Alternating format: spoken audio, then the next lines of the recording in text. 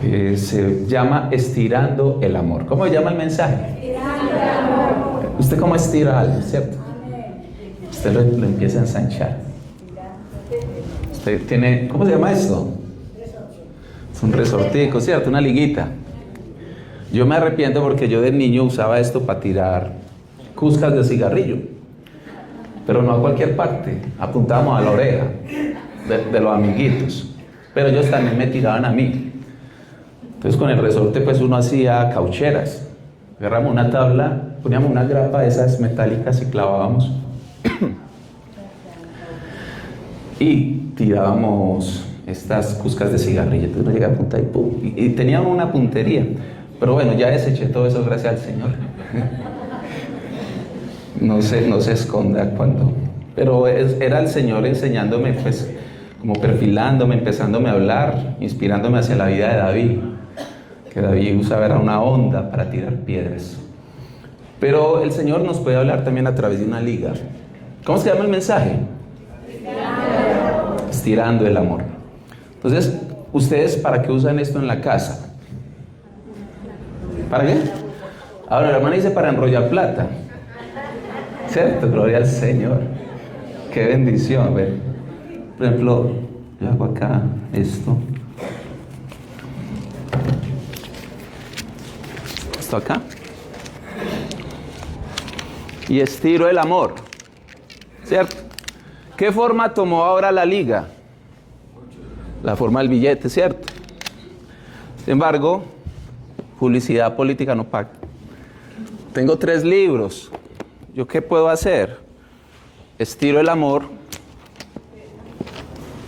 Y cierto, puedo estirarlo más. Y la liga toma la forma. La liga toma la forma de aquello a lo que va a sostener. El amor todo lo sostiene, todo lo soporta, todo lo resiste. Todo lo puede. También podemos hacer con esta liga, podemos hacer muchas cosas. Entonces usted ve, las ligas siempre se van a tomar la forma de según la necesidad de dónde va a ser destinado. Así es el amor. El amor toma la forma no a mi manera, la forma en la que a mí me interesa. Por eso Jesús de una vez, él corta el concepto del amor cuando él dice, es que amar al que nos ama, eso es muy fácil. Yo querer y amar a la persona que me ama es muy fácil. Por eso Jesús viene y rompe con todo lo que se estaba viendo allí. Y él dice, amen a sus enemigos. Es decir, que ahí ese amor que era tan fácil de hacer, ya no es tan fácil de seguir. Es decir, ya la liga se empieza a estirar. Pero ¿será que si yo sigo jalando esta liga, ojalá no me reviente y me aporree? ¿Será que si yo sigo jalando esta liga, hay un momento donde se va a reventar? Ese es el amor filial, el amor natural, que era el que Pedro le decía a Jesús. Cuando Jesús le decía, el pastor ya lo ha hablado, también de pronto tocamos un poquito ahorita, si nos da el tiempo, el pastor decía, Pedro, tú me ágape. El ágape es un amor que va más allá de la capacidad de este resorte. Es decir, amar hasta reventarte en una cruz. Eso fue lo que hizo Jesús en la cruz del Calvario. Amó no a la manera filial, que era cuando Pedro le decía, sí Señor, yo te fileo. Es decir, Señor, yo te amo, pero hasta aquí. Hasta donde no se me reviente. Hasta donde yo no tenga que renunciar a mí. Hasta donde yo no tenga que romper mi manera de vida. Hasta que yo no rompa mis moldes. Y Jesús vuelve y le dice, Señor, Pedro, tú me ágape. Y Pedro vuelve y le dice, sí, Señor, yo te fileo. Es como cuando la noviecita bonita que no está muy convencida con el novio feo que tiene. Testimonio propio. Cuando yo estaba empezando con mi esposa, hoy gracias a Dios ya me casé. Tenemos 2 niñas de 18 y 16 años. Cuando yo estaba comenzando con ella, los primeros meses de relación, yo le decía, Lili, ¿tú me amas? Ella me decía, yo lo quiero. Que le daba temor a ella decir esa palabra amor. Esa palabra amor denota mucho más. Sin embargo, yo también amo los frijoles. Para nosotros el amor, esa palabra como tal, no tiene esa connotación tan específica que era para los judíos en ese tiempo. Cuando Jesús le dice por tercera vez a Pedro, le dice, sí, Pedro, tú me fileas, tú me quieres. Entonces Pedro dice, sí, Señor, tú lo sabes todo, tú sabes que te quiero. Pero como lo vamos a ver en Primera de Pedro, capítulo 1, 22, 23. Pedro, después de haber vivido la crucifixión de Jesús, la resurrección de Jesús, después de haber vivido dificultades, Pedro dice, en Primera de Pedro, capítulo 1, versículo 22, dice, y ante todo, tengan entre ustedes amor ferviente. Amor ferviente. A ver esta versión, ¿cómo lo dice? Ahora que se han purificado obedeciendo la verdad y tienen un amor sincero por sus hermanos, ámense de todo corazón los unos a los otros. Primera de Pedro, capítulo 4, 8. Pedro sigue escribiendo acerca del amor y él dice, sopórtense los unos a los otros, así como el Señor también nos ha soportado. Bueno, me les corrí un pasaje. Primera de Pedro 1:22 dice, habiendo purificado vuestras almas por la obediencia a la verdad, mediante el Espíritu, para el amor fraternal no fingido. ¿A qué se refiere fraterno? Sincero. Y la palabra fraternal se refiere a familia. Es decir, nos referencia a lo filial. ¿Recuerda el amor filial que hablamos? Que es un amor más de ese hermanos. Gracias, esa era la palabra que estaba buscando. Es un amor de hermanos. Pero note la palabra que dice no fingido. Es decir, que incluso el amor fraternal se puede fingir. Se puede actuar.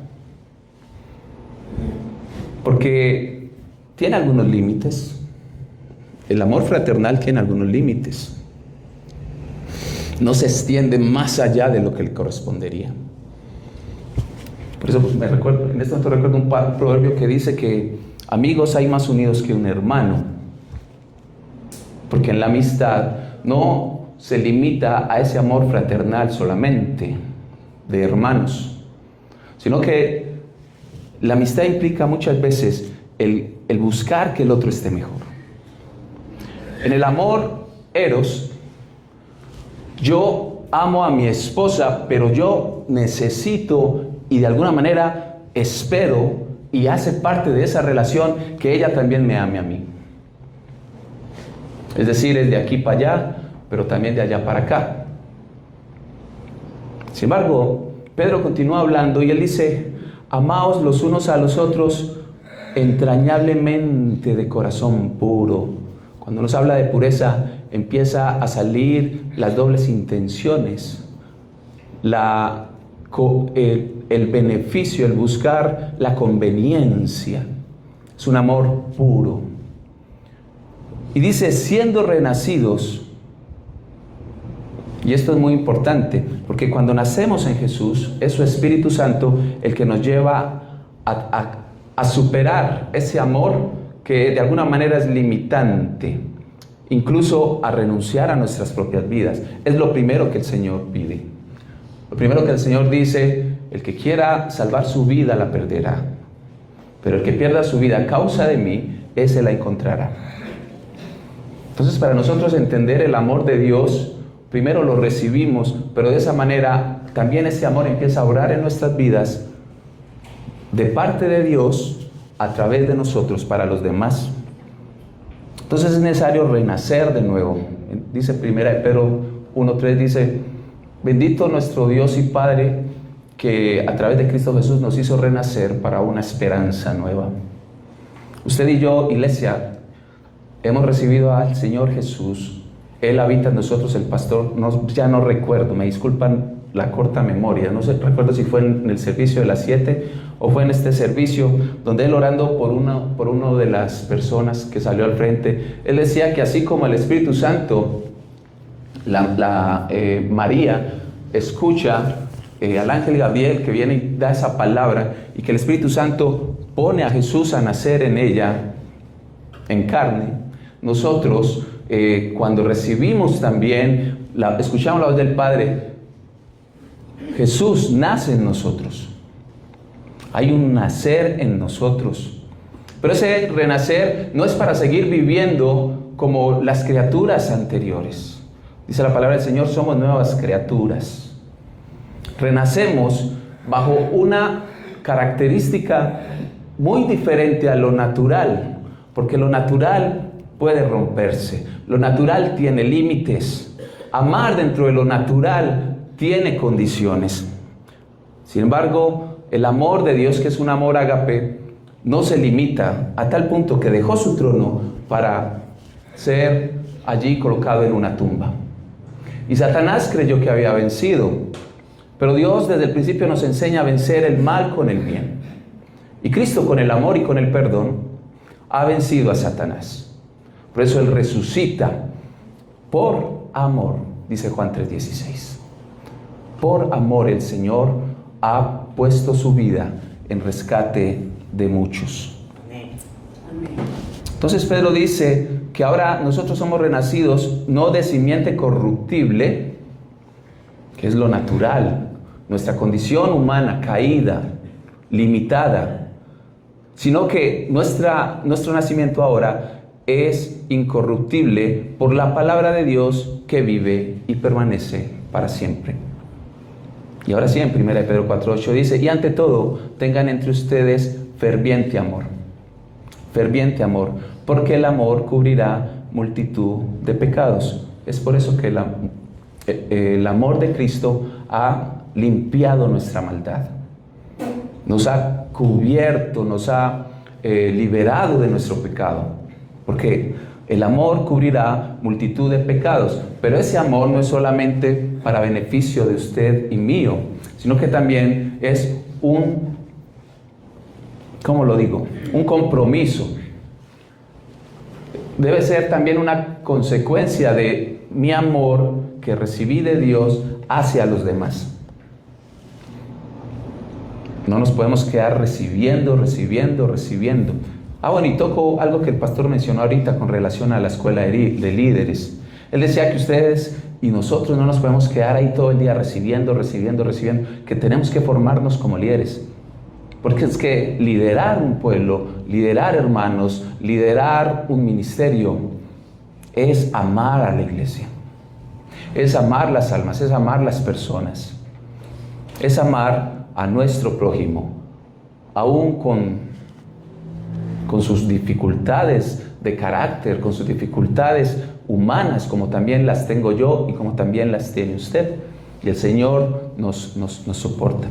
Dice el libro a la carta a los Corintios, capítulo 13, muy conocido. En el capítulo 13, versículo 4 dice, el amor es sufrido. Entonces el amor es sufrido porque a veces usted ve lo que pasa con este resorte. Él tiene cierto grosor, cierto diámetro, pero en la medida que él más se estira, se pone más delgado. Muchas veces nosotros perdemos esas posiciones de comodidad, de relajo. Este resorte está relajado. Pero cuando el resorte se estira, se tensa y empieza a perder su forma como lo vimos y se hace cada vez más delgado. Eso es renuncia. El amor sufre. El amor es benigno. El amor es bueno. El amor no tiene envidia. El amor no se jacta, no se envanece. El amor no hace nada indebido. Es por eso que no volví a hacer caucheras. El amor no busca lo suyo propio. El amor no se irrita. El amor no guarda rencor. El amor no se goza de las injusticias, pero sí se goza de la verdad. El amor todo lo sufre y usted soporta. El amor todo lo cree y usted guarda la esperanza y permanece. El amor todo lo espera y el amor todo lo soporta. ¿Cómo se llama el mensaje, iglesia, entonces? Se llama estirando el amor. Diga a la persona allí que tiene a su lado, dígale, hermano, el amor no solo es un sentimiento, el amor es una decisión. Y dígale, y el amor es un músculo que se ejercita, Andrés. El amor es un músculo que se ejercita. Cuando uno va al gimnasio y le toca hacer a ustedes las mancuernas, y usted todo el rato así, o los que levantan pesas así, o los que hacen ejercicio allá en el caminador, ¿cómo se llama? En el caminador. Sí, es correcto. El músculo se está estirando. El músculo tiene una capacidad natural, innata, cuando nacemos. Pero cuando vamos a ejercitarnos, ese músculo se empieza a estirar, se empieza a crecer y se empieza a ejercitar. Por eso les digo que el amor es un músculo que hay que ejercitar. Entonces, usted debe preguntarse, ¿se me atrofió el músculo del amor? Porque es que cuando usted se queda en la casa allá quieto todo el tiempo sin hacer ejercicio y usted se para, y les cuento, por ejemplo, cuando una persona tiene alguna situación donde debe quedar en cama, algún accidente, alguna situación, enfermedad o pereza, que también pasa, no salen 2 días, cuando se levantan, todo se pegó, ¿cierto? La iglesia está llamada a ejercitarse en el amor, y todo buen deportista sabe que ese ejercicio tiene que ser diario. El amor y el ejercicio son una disciplina, y una disciplina no se hace cuando, hay que ser intencional, no se hace al azar, hay que ser intencionales. Hay que ser intencionales. El amor, el hecho de que tú seas iglesia, no puede en este caso exonerar, dejar por fuera que como iglesia seamos una iglesia activa en el amor, ejercitada en el amor. ¿De qué manera amamos? Hay muchas maneras. Cada uno, el Señor nos ha enseñado, ha puesto en nosotros dones, talentos, maneras de amar. Sin embargo, el amor sigue siendo uno solo y es la fuente, que es el Padre. Quien dice tener al Padre, tiene al Hijo. Quien dice tener al Hijo, tiene al Espíritu Santo. Quien dice tener al Espíritu Santo, tiene un fruto llamado amor. El fruto del amor. Entonces soportémonos los unos a los otros, así como el Señor nos ha soportado. Amémonos los unos a los otros, así como el Señor nos ha amado. Perdonémonos los unos a los otros, como el Señor nos ha perdonado.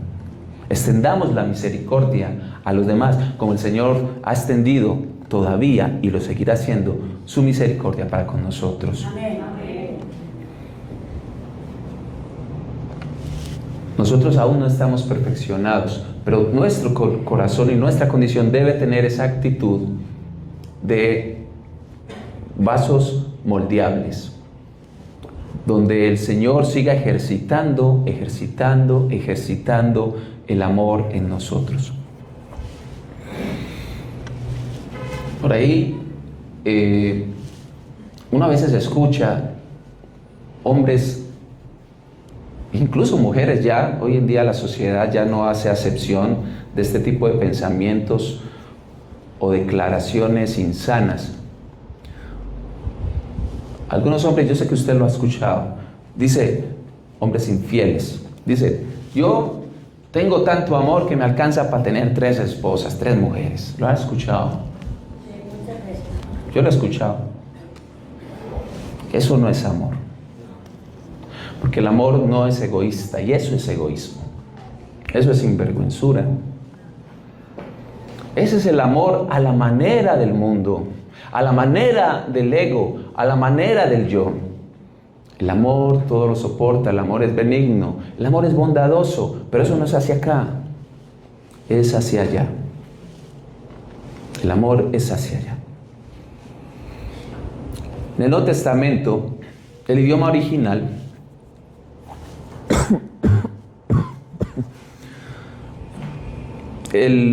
como les decía ahorita, es más preciso el lenguaje en el que ellos hablaban. Por acercarlo ahorita, les ponía el ejemplo. Cuando yo le digo, cuando mi esposa me decía, lo quiero, ahora que me dice, te amo, es un contexto totalmente diferente. Para ellos, cuando ellos hablaban del ágape, del fileo, del eros y del estorte, son diferentes amores. Entonces las raíces etimológicas son como la palabra más pequeña trae un significado y empieza a generar diferentes contextos.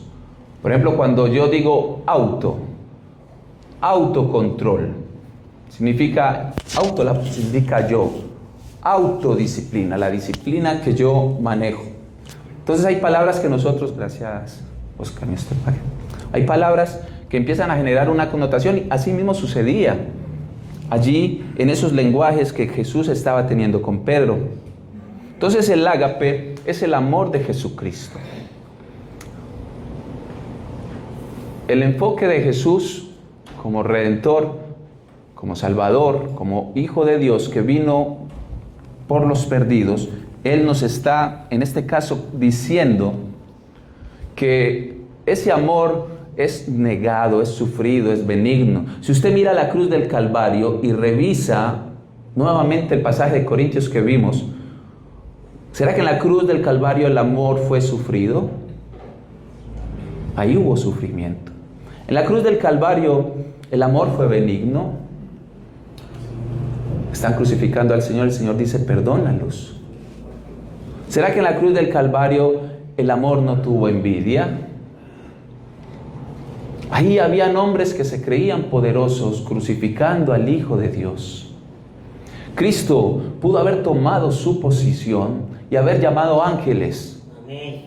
Generar una guerra entre lo espiritual y lo material, que con un solo ángel, según entendemos en el Antiguo Testamento, era suficiente para vencer ejércitos completos.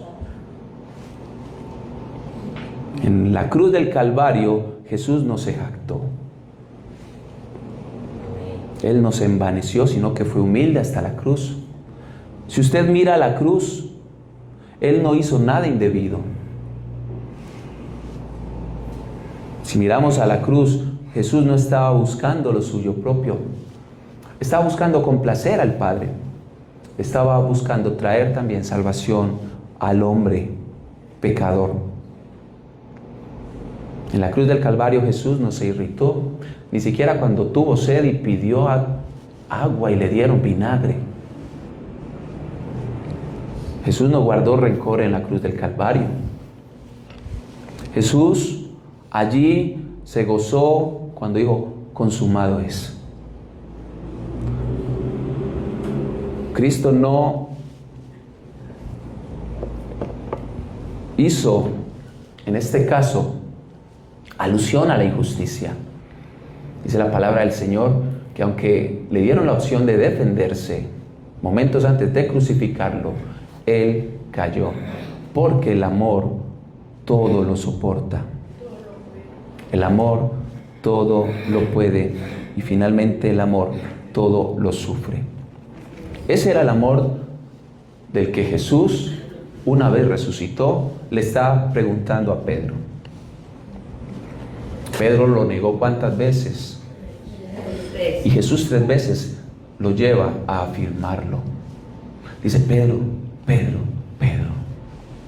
Sin embargo, Pedro aún tenía muchas situaciones como la tenemos usted y yo, muchas luchas personales, donde a Pedro, siendo un hombre ya que durante 3 días tuvo que meditar en lo impulsivo que era a la hora de hablar, que hay problemas, sacó el machete y ¡fu! Oreja Malco. Así era Pedro, impetuoso. Ahora Pedro ya no hace lo que hizo 3 días atrás. Señor, te negarán ellos, yo. Ahora Pedro piensa, dice: Señor, te quiero, te quiero, te quiero. Empieza la transformación en Pedro. Entonces esa palabra ágape viene de agapao. Era un término que los autores bíblicos lo usan, lo empiezan a definir como el amor divino, porque los otros amores son más humanos, son más naturales, son más condicionales. El amor de Dios es incondicional. Entonces ese amor de Dios es sacrificial, es un amor voluntario. No se basa en que hoy sí me quieres, pero mañana no. Es una decisión permanente a pesar del otro. A pesar del otro. ¿Usted se imagina que el Señor no tuviera ese amor y cada día pasara lista quién se manejó mal el sábado, el domingo y el lunes? Y bueno, vamos a cortar. No habría ni uno acá en la iglesia. Sin embargo, la palabra del Señor dice que Él extiende su misericordia. Dice que su misericordia son nuevas cada mañana. Dice que Él hace llover sobre justos y pecadores. El amor no es un afecto o una emoción transicional. Tampoco es una negociación transaccional. No es una transacción. Te amo porque me amas. No. El amor ágape no es así. Es una decisión voluntaria de buscar el bien del otro, no el bien propio. Incluso el amor ágape es el que nos lleva a amar a nuestros enemigos, que es más difícil. Esa fue la palabra que Jesús usó cuando dijo: ágape a sus enemigos. Ágape a sus enemigos. Entonces, el Señor nos habla de amor filo, de amor ágape, y Pedro hablaba de amor filo. La tercera vez el Señor le dice: bueno, está bien, con eso comenzamos. Él le dice: ok, Pedro, tú me fileo, tú me amas con amor fraternal, como hermanos. Listo, con eso empezamos. Que el Señor dice y se acuerda que somos polvo, y sabe que en ese Pedro que andó con Él durante varios años, aún habían tantas cosas por perfeccionar. Las tuvo Pablo, que se formó y su vida fue allí desde la palabra todo el tiempo. Pero Pablo dice, y me gusta, y casi siempre lo digo en los mensajes, Pablo dice: continúa la meta del supremo llamamiento de Dios, no pretendo ya haberlo logrado. Pablo conocía de palabra. Se asume que Pablo escribió Hebreos por el contenido y el conocimiento de Hebreos con relación al Antiguo Testamento, la aplicación que trae. Pero aún Pablo dice: no, es que a mí todavía me falta demasiado. A veces en la iglesia hay gente que ya está casi sentado a la diestra de Dios Padre. No se les puede decir nada porque no los amas. Cuando los quieres guiar o corregir. Entonces Jesús desde el principio le dice a Pedro: Pedro, tú ya conoces el amor ágape. Tú ya conoces el amor ágape. Yo fui ejemplo del amor ágape hasta morir en la cruz del Calvario. Y Pedro sabía al negocio que el Señor lo estaba invitando, al desafío que el Señor lo estaba llamando. Sin embargo, Pedro, por todo lo que estaba pasando, él no se sentía digno de decir: sí, Señor, es que yo te ágape. Yo te ágape. Pedro no se sentía en esa condición todavía. Sin embargo, Jesús valida, le da valor a ese amor que Pedro hasta ahora le está ofreciendo. Porque Pedro hubo temores. Sabemos que se escondió, que negó a Jesús. Él lo amaba fraternalmente. Pero a esa condición ágape es cuando ya el Espíritu Santo de Dios, que es el que da ese amor ágape,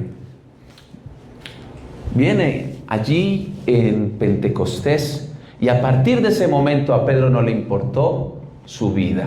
Ahora sí es en serio. Y usted dirá: pero es que Pedro, desde antes de que Jesús fuera crucificado, él ya había dado su vida, porque es que el hecho de que vengan por él y que él saque una espada, él ya está poniendo su vida. Pues yo le digo no, porque es que estaba poniendo su vida a la manera humana y no a la manera de Dios. Y ahora ya Pedro no defiende la causa de Cristo con una espada, sino con esta espada. Y empieza a predicarle allí donde había gente de toda nación. Y donde hay mucha gente, hay autoridades militares. Donde hay mucha gente, hay autoridades eclesiales. Sin embargo, Pedro predica sin miedo a lo que pueda llegarle a pasar. Pedro empieza con el amor por las almas. Un amor que si me reviento, no me importa. Si me crucifican, así sea boca abajo, como se cree en la historia que murió Pedro, no me importa. Pedro pierde el temor a la muerte y entiende por fin cuando Jesús dice: es que el que quiere venir en pos de mí, tome su cruz y sígame. El que quiere venir en pos de mí, renuncia a su vida. Si usted quiere salvar su vida, pierda la causa de mí.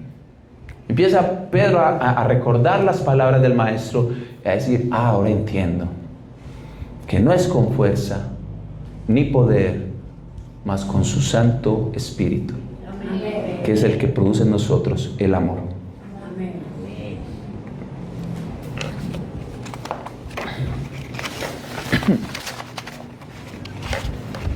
Pedro escribió 2 cartas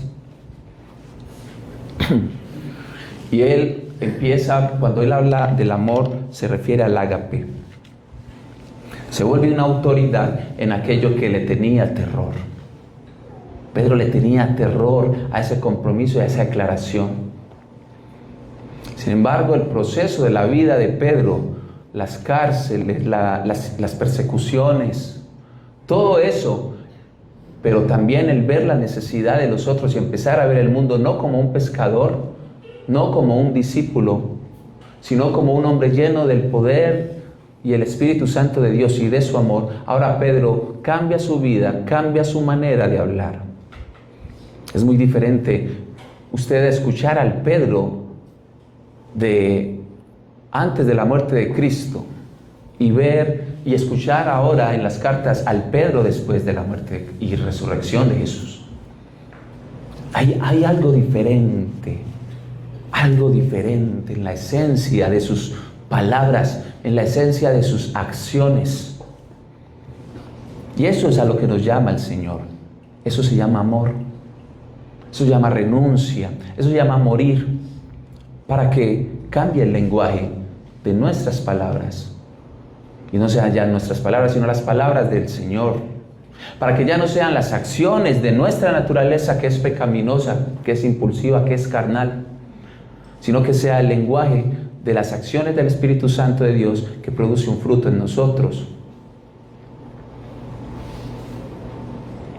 Pedro ahora quiere transmitir el amor ágape, el amor que es ejercitarse, que es estirarse al máximo, que es ese músculo que hay que ir al gimnasio todos los días y ejercitar.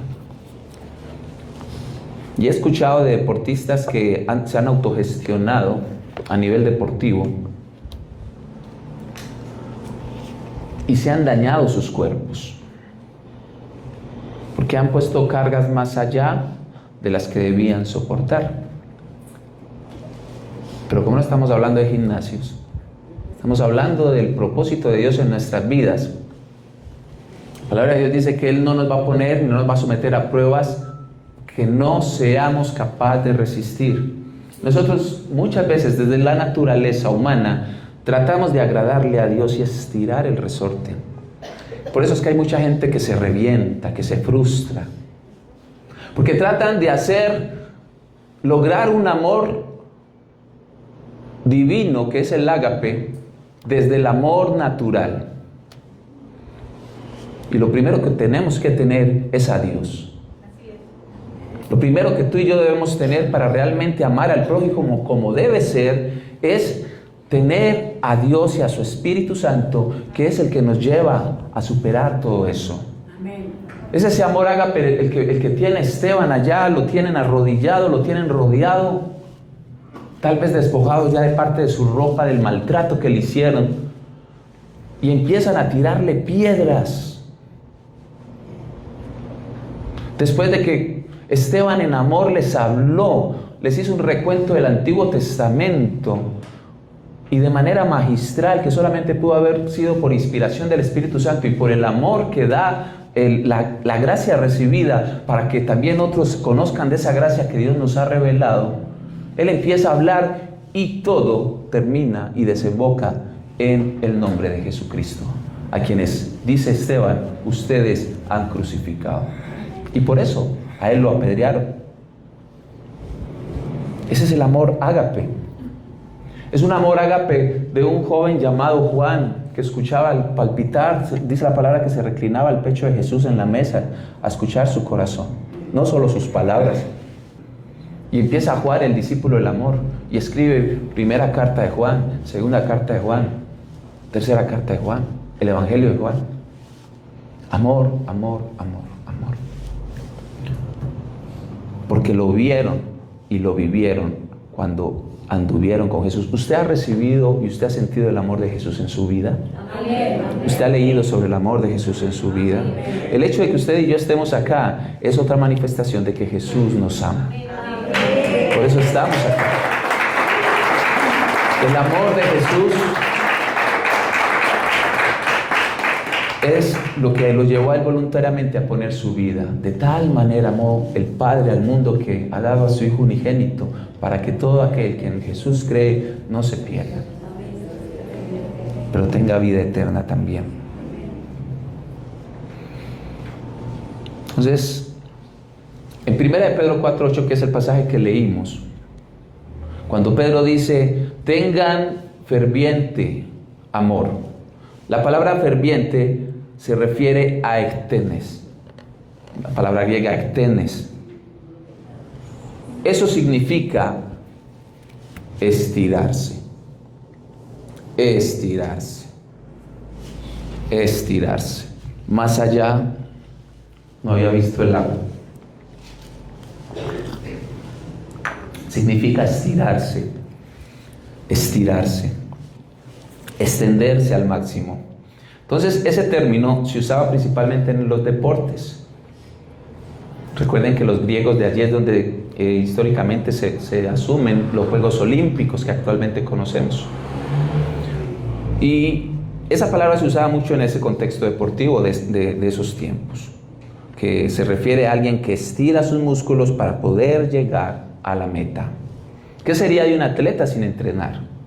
¿Qué sería de un cristiano sin amor? No es posible que digas que eres hijo de Dios y que odies a tu hermano. No es posible. Si nosotros tenemos algo contra alguien, dice la palabra del Señor, si tú vienes al altar y allí cuando vas a presentar tu ofrenda te acuerdas que alguien tiene algo contra ti, dice, deja tu ofrenda en el altar y vaya para allá. Porque el Señor no es tan importante la ofrenda, sino tu corazón. Por eso es que la palabra dice que Él mira el corazón y que Él escudriña el corazón.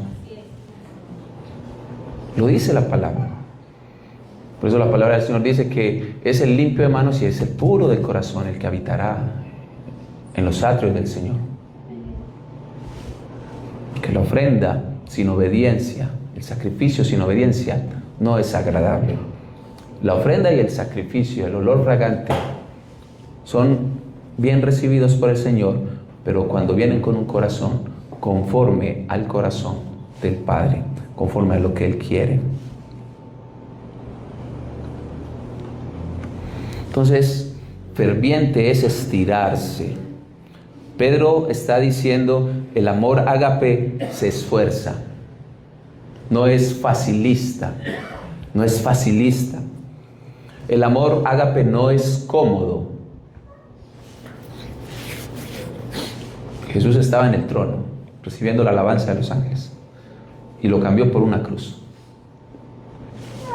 Nosotros muchas veces nos da pereza pararnos de acá de la silla para ir a compartir un mensaje de amor, o llevar agua panela, porque así también se habla del evangelio, llevando agua panela y un pancito.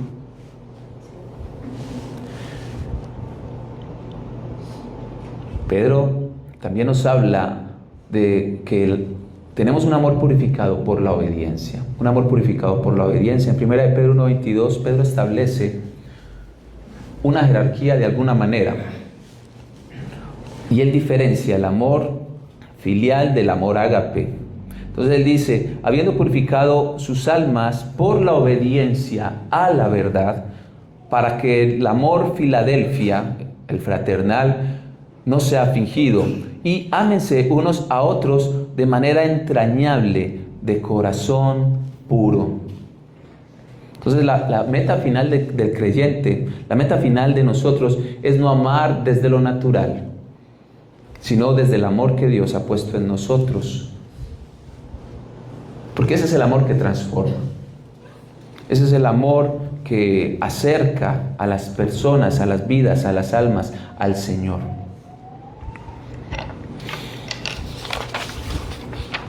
Como conclusión, al final de su vida, después ya Pedro de haber escrito esas cartas y de haber acompañado a la iglesia, que el Señor le había dicho, apacienta, apacienta. Él nos habla de ese amor que es un escudo que protege a la iglesia cuando hay conflictos internos. Es decir, el amor une, como este resorte. Cuando agarramos estos libros, el amor se encarga de unificar. Y si algunos, no creo, pero ahorita me vieron, no traía toda la liga, entonces venía con algunos libros que se me salían como así. Entonces, ¿para qué eran las ligas? Pues precisamente para que los libros permanecieran donde tenían que estar. Así es la iglesia. Si usted ve que un hermano se está descarriando así, entonces estire el amor, para que ese libro vuelva y tome el lugar, y vuelva y se acomode. No lo saque. No le dé patadas al hermano que está ya casi con un pie afuera. Agárrelo del pelo, pero para entrarlo. Agarra a tu hermano y tráelo a los pies de Cristo. Agarra las almas, no las crucifiques. No te creas más bueno que ellas, porque estamos acá por gracia, no por obras. Ora por las almas. Pedro tuvo que aprender. Pedro estuvo celoso del evangelio, pero dentro del amor a su manera, dentro del amor de hermanos. Pedro no quería, o no creía al menos, no lo entendía de esa manera, que el evangelio también era para los gentiles. Y tuvo un conflicto allá con Pablo. Porque el evangelio no solamente era para los que estaban invitados en la mesa, sino para los que estaban en los corredores, los que estaban en las plazas, los que no eran de la casa. Ese es el amor que la iglesia necesita hoy. No ponernos a pelear. Tampoco sobar el pecado. Tener la firmeza de la iglesia, pero la iglesia no solo se define por la firmeza, sino también por el amor. Es decir, no condenemos a los de afuera, no condenemos a los de adentro. Amemos a los de adentro y amemos a los de afuera. Ese es el amor que el Padre quiere para su iglesia y el amor que el Padre quiere en su iglesia. Oremos al Señor, paso al pastor y se me olvidó presentar el libro. Entonces enseguida, pastor, me da un momentico, por favor. Padre, te damos gracias en esta hora de la mañana, Dios, gracias por tu amor. Gracias, Señor, porque es que tú no nos exiges nada de lo que no nos has dado ya. Tú ya has dado el ejemplo, tú ya has dado ese perfil que nosotros debemos seguir. Por eso en tu palabra se nos exhorta a permitir nosotros que nuestro carácter, nuestra vida, sean perfeccionados hacia la plenitud de Cristo, al carácter perfecto de Cristo, ser transformados conforme eres tú, Señor Jesús. Padre, rogamos para que nuestros corazones no sean tan condicionales o tan limitados como era la liga, Señor, que poníamos de ejemplo, sino que realmente el amor que tú has puesto en nosotros se extienda más allá, incluso de nuestra capacidad natural. Ese es el amor que tú esperas de tu iglesia y es el amor con el que tú fundamentaste a tu iglesia. Te bendecimos, Padre, en el nombre de Cristo Jesús. Amén. Amén. Amén. Amén. Bueno, gloria a Dios.